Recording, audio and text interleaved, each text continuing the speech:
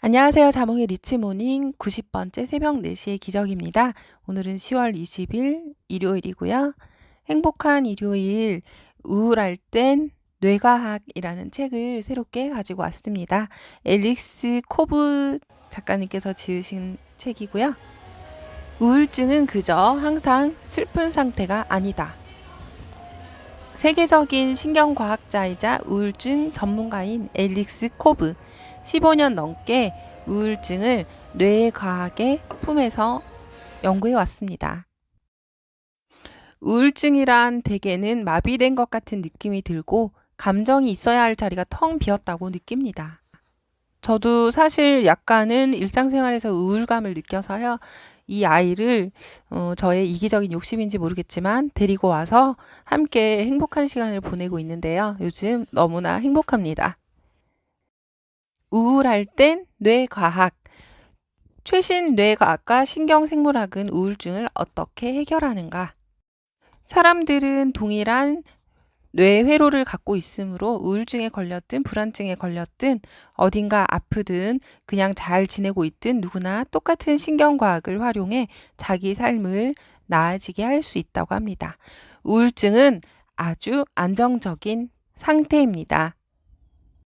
우울증의 하강나선이 심각한 문제인 이유는 단순히 기분을 저조하게 만들기만 하는 것이 아니라 그 저조한 상태를 계속 유지하려는 성질이 있기 때문입니다. 현대를 살아가는 사람이라면 제 생각에는 누구나 약간의 우울증은 다 가지고 있다라고 생각을 하고 있는데요. 예전에 재밌어 하던 일이 더 이상 즐겁지 않다. 어떤 일도 노력할 만한 가치가 없다고 느껴진다. 집중이 안 되고 불안하고 수치스럽고 외롭다. 우울증은 중력보다 인정사정 보지 않고 밑으로 끌어당긴다고 합니다. 제가 판단하기에 제 스스로가 지금 우울증이라는 진단을 할 수 있는 것은 저는 여행을 엄청 좋아하는데요. 아무 데도 가고 싶지 않고 여행을 하고 싶지 않아졌습니다. 우리 뇌는 모두가 서로 연결된 일련의 작은 컴퓨터들처럼 작동을 하는데요. 아주 다양한 신경 전달 물질이 우울증에 영향을 미치고 영향을 받는다고 합니다. 저는 항상 뇌에 관련된 책을 읽거나 영상을 보게 되면 어떻게 인간의 뇌를 저러한 호르몬이라든지 저런 신경물질 아니면 저러한 구조를 연구하고 발견했을까? 정말 과학자들은 대단하다라는 생각이 들었고요. 훌륭하십니다. 그분들 덕분에 우리는 더욱더 행복한 삶을 살아갈 수 있는 것 같아요. 하루 중 시간을 내어서 나가서 햇볕을 쬐라고 합니다. 밝은 햇빛은 세로토닌 생성을 돕고 밤에 푹 자게 도와주는 멜라토닌 분비를 촉진한다고 합니다. 산책을 하거나 햇살 아래서 음악을 듣거나 그냥 일광욕을 해도 좋다고 하네요. 이처럼 우리 뇌 속에는 아주 다양한 신경 전달 물질이 있습니다. 세로토닌, 노르에피네프린, 도파민, 옥시토신, 멜라토닌, 엔도르핀 많이 들어보셨죠? 아직까지는 생소한 용어들도 참 많고 뇌과학이라는 게 어렵게 느껴지기도 하지만 여러 번 반복해서 들을수록 익숙해지는 것 같아요. 세로토닌은 의지력, 활동, 의욕, 기분을 향상시켜 준다고 합니다.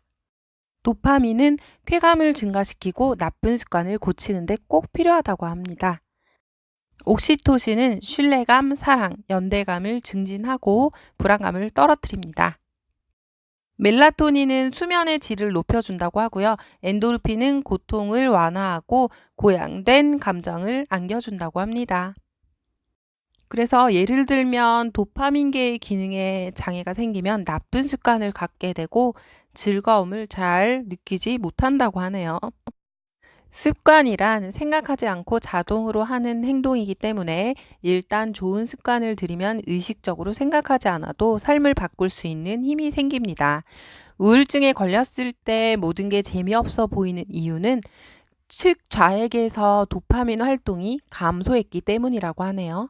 우울증에 걸린 사람은 섬엽의 활동이 증가하고 섬엽이 통증, 심장박동, 독동수 상승, 호흡곤란, 몸에 생긴 문제를 알아차리는데 특화돼 있기 때문에 섬유의 활동이 증가하면 아무리 작을지라도 몸에 생기는 모든 문제를 극도로 민감하게 의식하게 되는데 아주 사소한 일을 엄청나게 거대한 것으로 부풀리는 일은 그래서 생긴다고 하네요.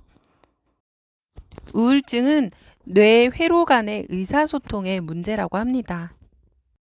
우리는 아주 작은 변화만으로도 우울증에서 빠져나와 더 행복한 상태로 돌아갈 수 있습니다. 우울증의 원인 중에 걱정과 불안이 있는데요. 누구나 걱정과 불안을 하며 살고 있습니다.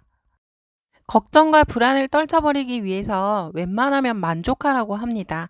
걱정은 흔히 완벽한 선택을 하거나 모든 것을 극대화하고 싶을 때 촉발되기 때문입니다. 완벽한 부모가 되려고 노력하지 말고 그냥 좋은 부모가 되자. 가장 행복한 사람이 되려 하지 말고 그냥 행복해 하자. 그리고 지금 이 순간에 머물러라. 지금 일어나고 있는 일에 주의를 기울이고 지금 일어나고 있지 않은 일에는 관심을 끊어라. 한계에 초점을 맞추는 것은 불안과 걱정을 줄이는 데 도움이 된다고 합니다. 마음 챙김이라는 용어를 들어보신 적 있으신가요? 현재에 머무르는 능력을 향상하는 방법으로 마음 챙김이라는 수행법이 있다고 하는데요. 이 수행법은 장기적으로 불안과 걱정 문제를 개선해 줄 수 있습니다. 솔직히 현실은 보이는 것보다 더 낫다고 합니다. 당신의 인간관계는 그만큼 엉망이 아니고 당신의 능력은 당신 생각보다 훨씬 뛰어납니다.